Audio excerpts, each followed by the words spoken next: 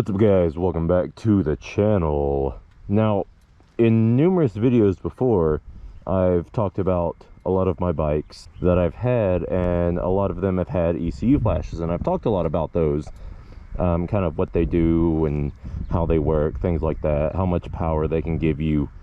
So with that being said, today's video is going to go a little more in-depth with ECU flashes, and ECUs in general. Mainly, what is an ECU? How does it work? What are some of its functions? What is an ECU flash?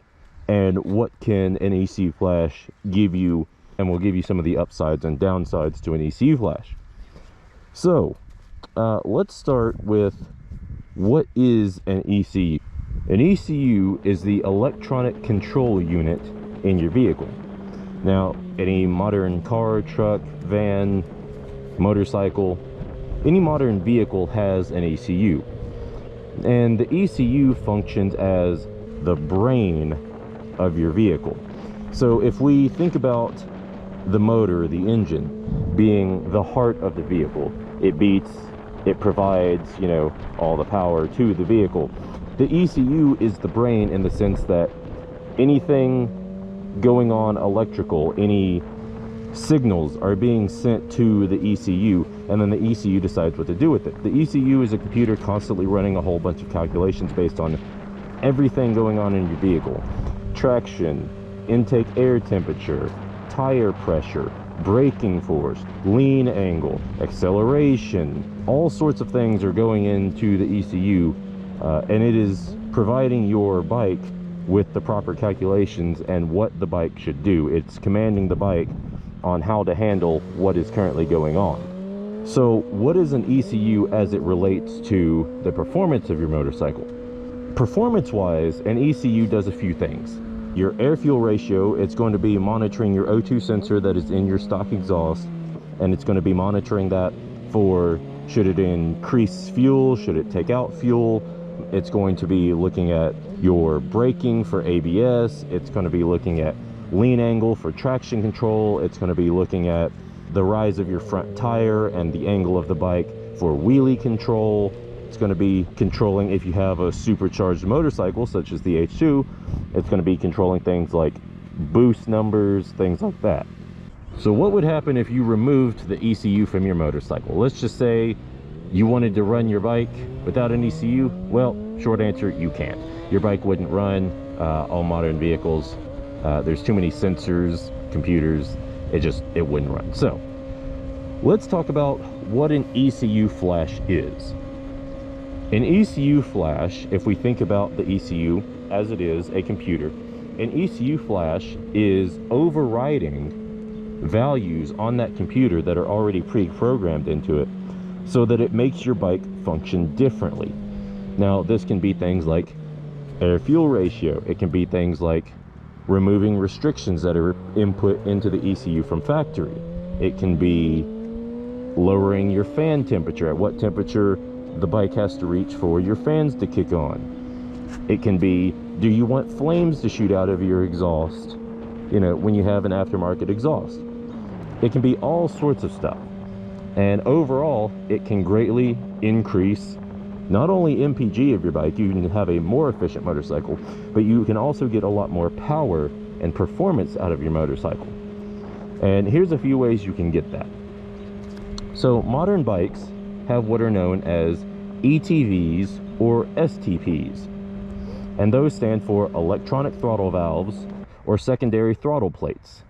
Now, if I'm not mistaken, and somebody can correct me down below, electronic throttle valves are for bikes that have ride-by-wire. Now, if you notice, this bike has a cable throttle, and your throttle plates that are underneath the tank that go into the engine, those throttle plates are controlled by this cable. They're cable driven. So when I pull this, a little, call it a servo for lack of a better word, but it turns, which opens or closes the throttle plates based on the position.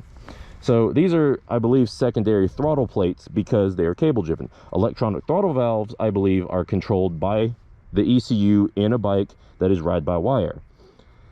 Now, they function the same. They both open and close to allow more air into the engine to increase, you know, your throttle or increase the output of your motorcycle. With that being said, these ETVs or these STPs are pre-programmed from the factory to not be mapped one-to-one with your throttle input, which means if you open the throttle 50%, your throttle plates don't actually open 50%. Your ECU does a lot of intense calculations to check what RPM you're at, what speed you're at, what your throttle position is, and then it determines from that where it should have your throttle plates. The reason they are not mapped one-to-one comes down to emissions, it comes down to rideability, and it comes down to the manufacturers have to follow certain regulations. So for example, now Chris Moore of Moore Mafia, what's up guys, welcome back to the channel. For those of you who don't know, my name is Chris Moore. Can explain this way better than I ever could. He's a professional drag racer and he does ECU flashing and tuning for a service, a job, a career. He's tuned every one of my bikes. I absolutely love his tunes, they're great, and that is who I recommend for all of my ECU flashes. As an example, if I were sitting at about 6,000 to 8,000 RPM and I open this throttle up 50%, we could be looking at a rough secondary throttle plate opening of anywhere between 30 and 40%, roughly. I'd have to actually look at the chart for the ZX6R. As a secondary example, stepping back a little bit, if I were to go full throttle on this bike at 4,000 RPM, my throttle plates would not be 100% open until I reached about 10 to 12,000 RPM. They would stay wide open for about 500 to 1,000 RPM, and then they would close back off. So you actually lose power at the top of your RPM range. But one of the things an ECU flash allows is to have those throttle plates mapped one-to-one with your throttle. Now what that does is when you actually go wide open on your bike actually goes wide open. The throttle plates go 100% all the way open to allow full power. And that's why on a stock bike, on a dyno, you'll see at the end of the graph, you'll see it rapidly fall off. And that's because your bike, your ECU, commands the throttle plates to close back off. Now in the real world, that translates to better rideability. However, for anybody who wants to get performance out of their motorcycle, it translates to less performance. So an ECU flash can get your throttle plates, be them STPs or ETVs, they can get them mapped one-to-one with your throttle. They can lower your fan temperature so that your bike runs cooler. It can change the timing of your factory quick shifter. For example, Kawasaki includes a factory quick shifter on the ZX6R. However, their kill timings are not fantastic. It's pretty rough from factory, I'm gonna be honest. However, you can get your timings changed with an ECU flash, which makes the quick shifter feel a lot better. It doesn't jerk or buck the bike as much, and it makes for an overall better riding experience, be it on the track, on the street, what have you.